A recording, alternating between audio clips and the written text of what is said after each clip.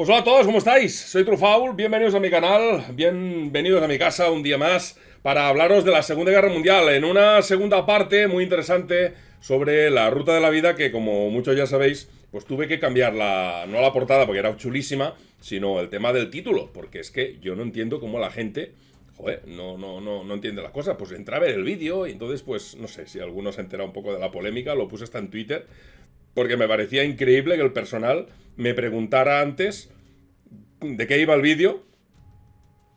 Pero bueno, dejando esto de lado, continuar en esta segunda interesantísima parte, ya os lo puedo avanzar, interesantísima segunda parte, pues todo lo que ocurre y todo lo que tuvieron que hacer los soviéticos para llevar todo este trabajo adelante. Porque, a ver, seguramente lo hubiera podido hacer otro país.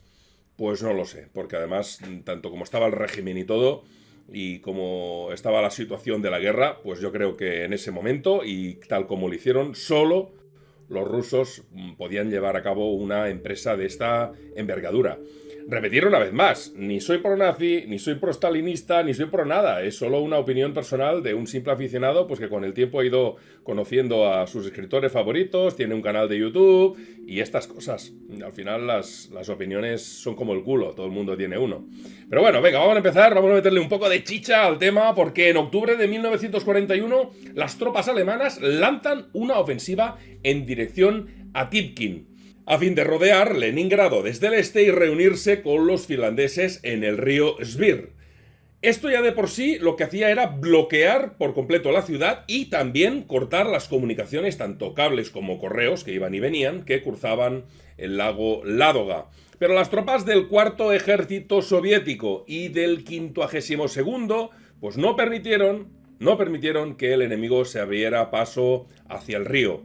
Y el 8 de noviembre los nazis toman Tipkin e interceptan el único ferrocarril por el que circulaban las mercancías, ladeando el lado Ládoga y de allí a Leningrado a fin de abastecerla. Las tropas soviéticas liberan Tipkin un mes después, exactamente un mes y un día, o concretamente el 9 de diciembre, y luego recuperan el ferrocarril Volkov-Tikvin. Y este comentario es a propósito de todos los detractores del canal y toda esa gente que me dice, madre mía, qué introducción. Pues la introducción sobre el tema principal es hasta aquí. Hasta aquí es la introducción. El poder contar la historia de lo que pasó en Leningrado antes de meterme en el famoso camino de la vida.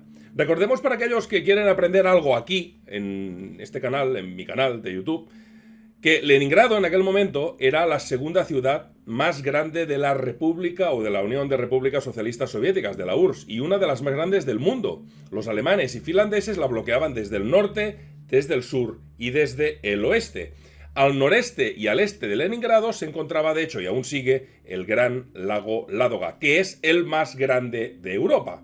Las costas del norte de la ciudad fueron capturadas por las tropas finlandesas, que empezaron a avanzar por la orilla oriental, y los alemanes avanzaron hacia la costa sur, cerca de Schlissenburg.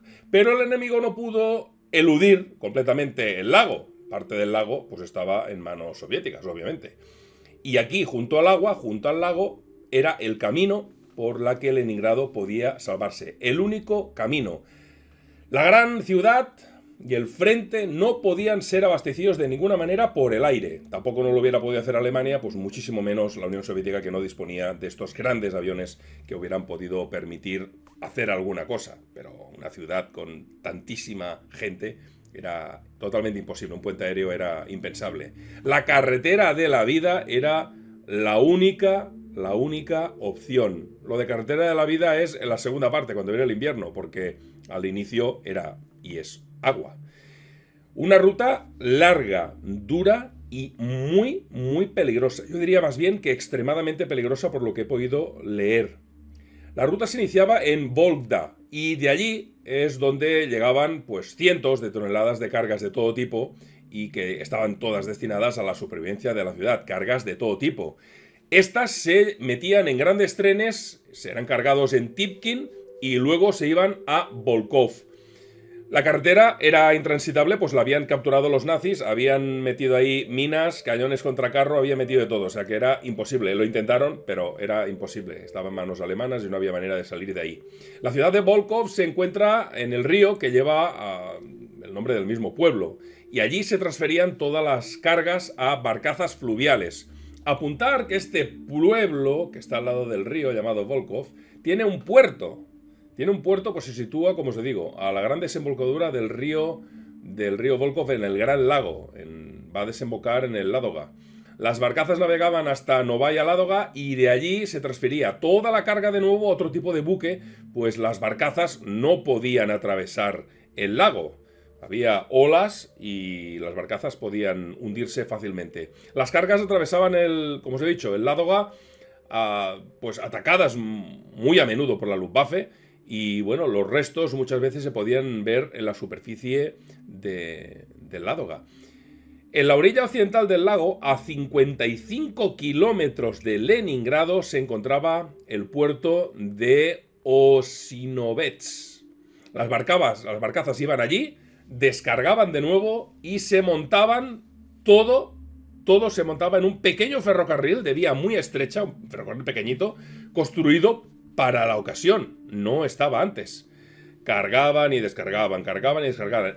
Realmente el esfuerzo humano que se tuvo que hacer en ese momento, y ni os digo luego más tarde, se tuvo que hacer en terribles condiciones. No tan solo porque eran bombardeados, porque eran ametrallados, porque eran martillados por artillería. Era realmente terrible las condiciones de trabajo. El tren hacía su ruta junto a sus estrechos vagones hasta llegar a su destino, en la que la carga bajaba de nuevo para subirse en esta ocasión a camiones. Cuando los alemanes capturaron Titkin, la situación empeoró muchísimo más. Es entonces cuando se decide el construir pues otra carretera.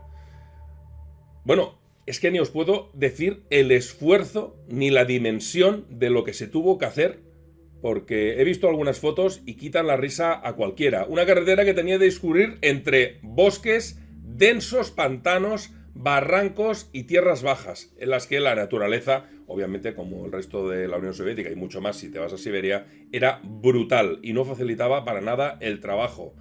Aún así, los soviets se las ingeniaron para construir casi 200 kilómetros que rodeaban el lago en tan solo 20 días.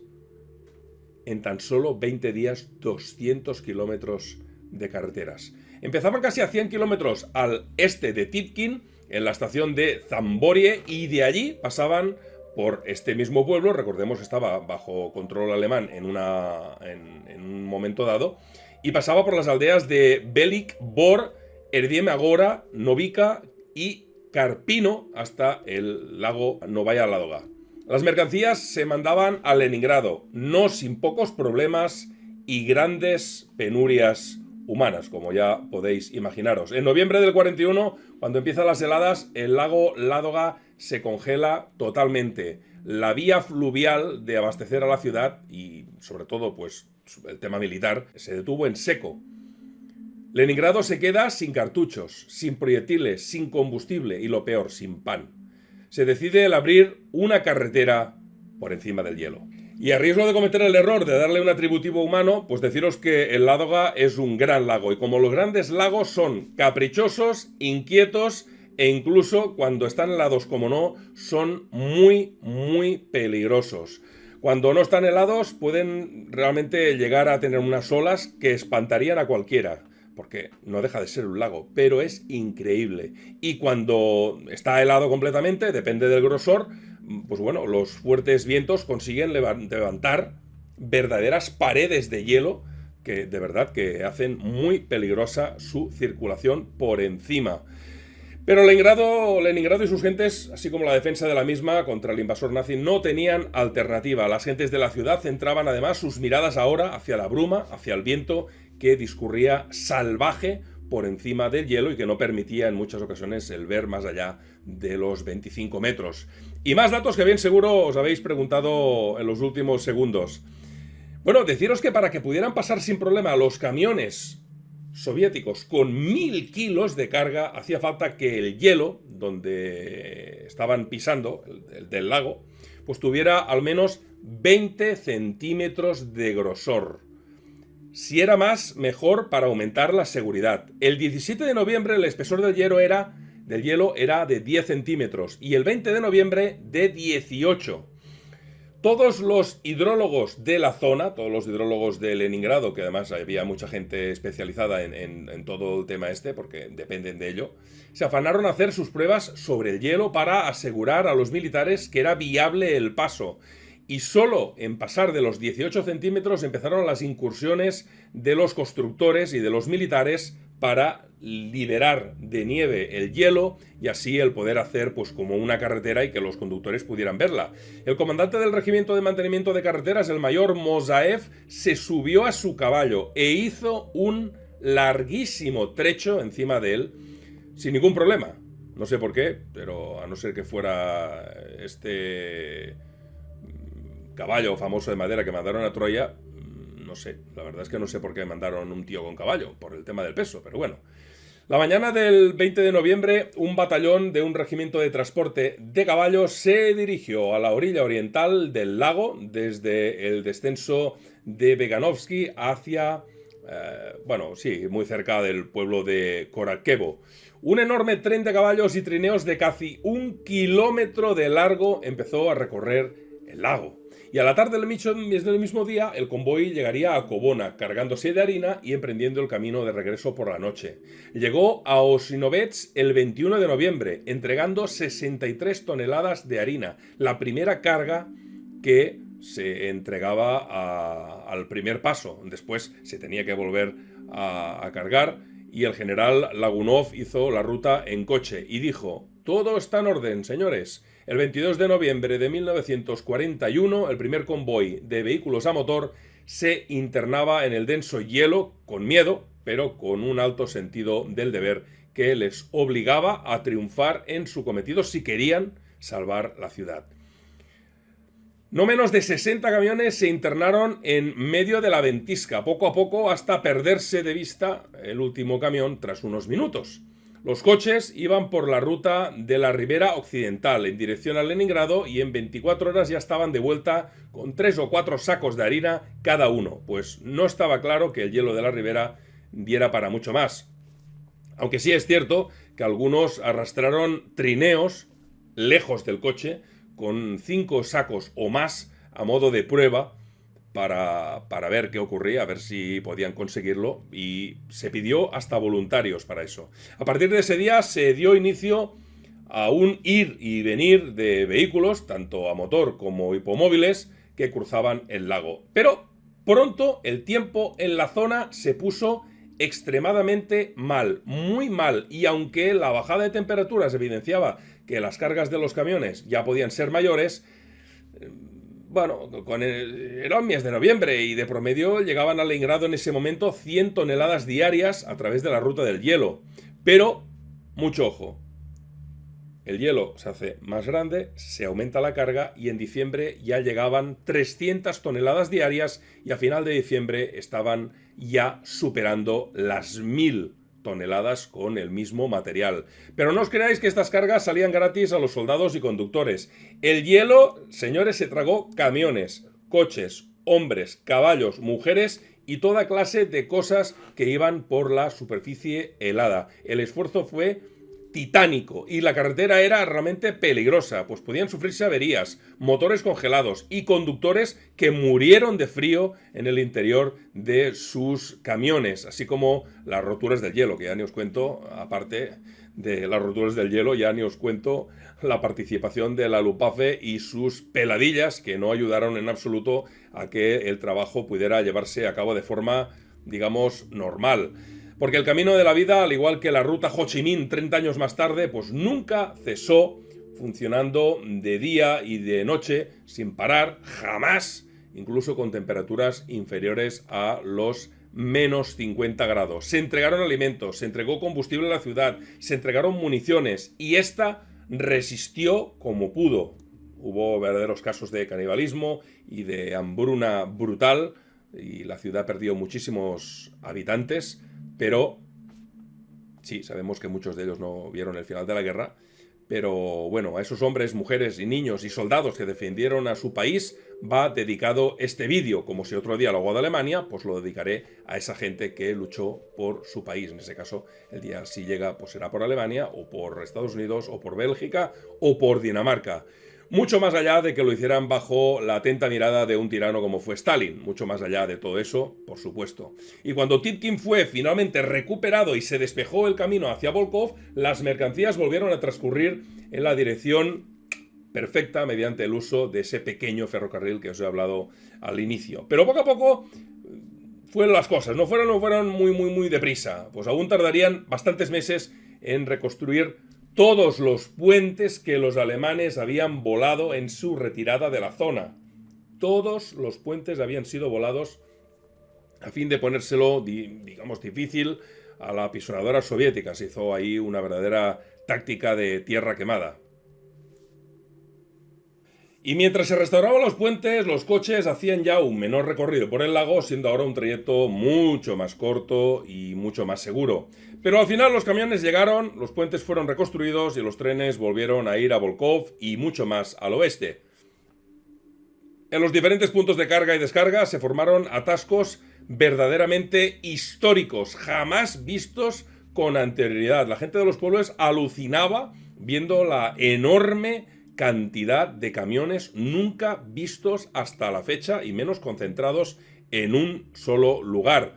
El camino ya era 6 veces más corto que al inicio. La moral era alta y la colocación de vías en la reconstruida estación de ferrocarriles de Voivolcalo, que llegaba hasta el pueblo de Kobona, en la misma orilla del lago Ládoga, hizo todo mucho más sencillo para la logística, la terrible logística que había tenido que soportar casi 2 años la ciudad de Leningrado. Y en febrero del 42, en 25 días, 3 batallones de mujeres, repito, 3 batallones de mujeres terminaron el paso del ferrocarril por su ubicación final bajo fuertes ventiscas y muy bajas temperaturas en condiciones dantescas. Ahora, la ruta del hielo, oficialmente la carretera militar 101, iba ya desde Kobona hasta la costa de Leningrado y viceversa. Habían 2 carriles, 2 direcciones.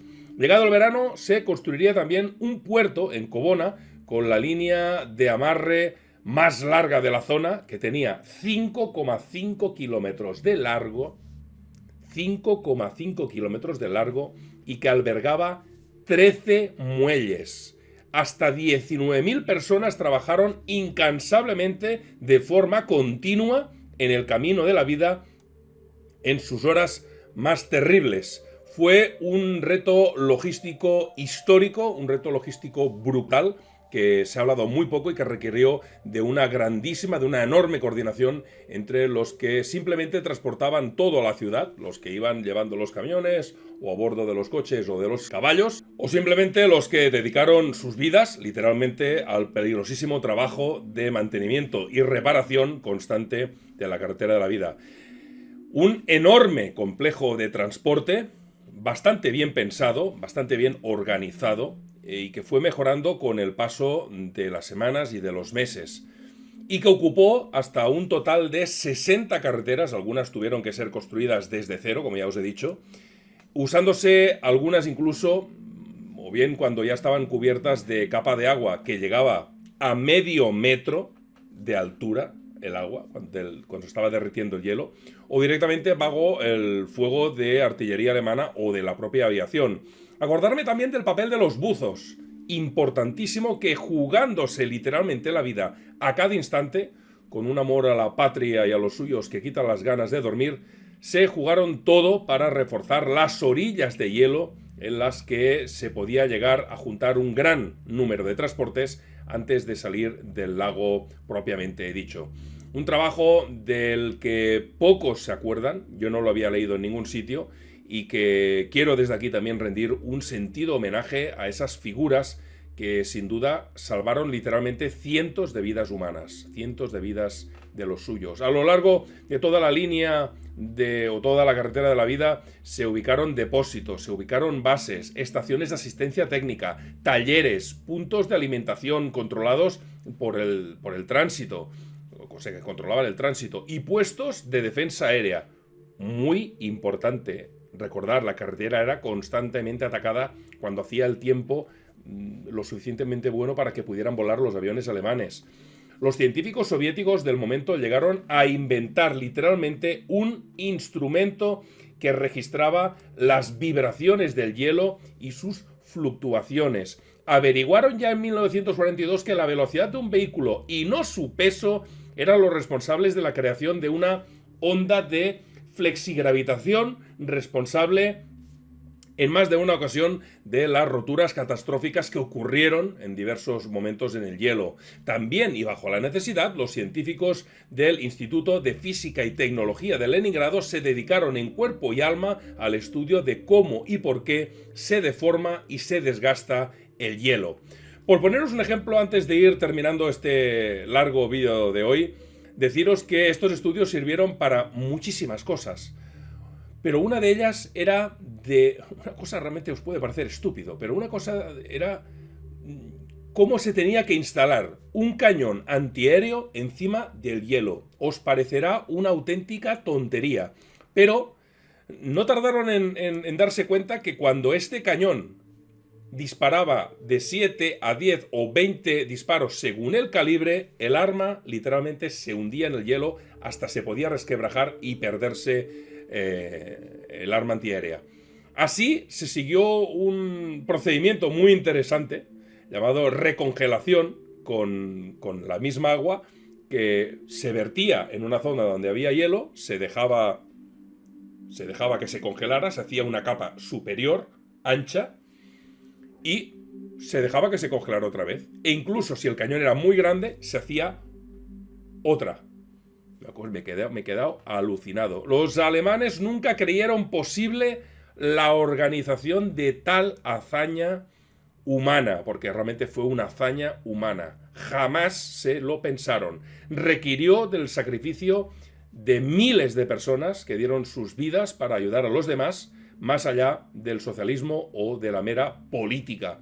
Y tal como diría otro personaje controvertido, o al menos por mí, nunca tantos dieron tanto a tan pocos, pero en versión soviética. Y dos apuntes para ir finalizando. También se colocó un cable de teléfono submarino, un cable de telégrafo a lo largo del fondo del lago de Lagoa, que proporcionó durante muchísimo tiempo, durante muchísimos meses, la comunicación directa con la capital del país, con Moscú. Y también se instaló un cable de alta tensión. Sí, señor, no me estoy equivocando. Se instaló un cable de alta tensión submarino que atravesaba el lago y que traía la electricidad desde la central hidroeléctrica de Volskaya y el oleoducto que abastecía de combustible a Leningrado. Y esto fue gracias a una hazaña laboral realmente impresionante en tiempos de guerra, y lo hicieron los buzos soviéticos. Bueno, espero que os haya gustado, espero que os haya entretenido esta serie, creo que sí. Empezó la cosa muy floja, pero estoy seguro que habéis aprendido alguna cosa, y os estaré contento de que me lo digáis en comentarios, porque estamos aquí para eso, y para eso estoy dedicando mi vida también a esto. Estoy, desde que me levanto hasta que me voy a dormir, que normalmente es tarde, dedicado a que vosotros pues podáis amanecer un día más con un vídeo como hoy, o al menos si no publico nada es porque sigo escribiendo y no quiero hacerme pesado publicando todos los días, que sé que a lo mejor pues la gente no tiene tiempo para dedicar día sí día también a un canal como el mío.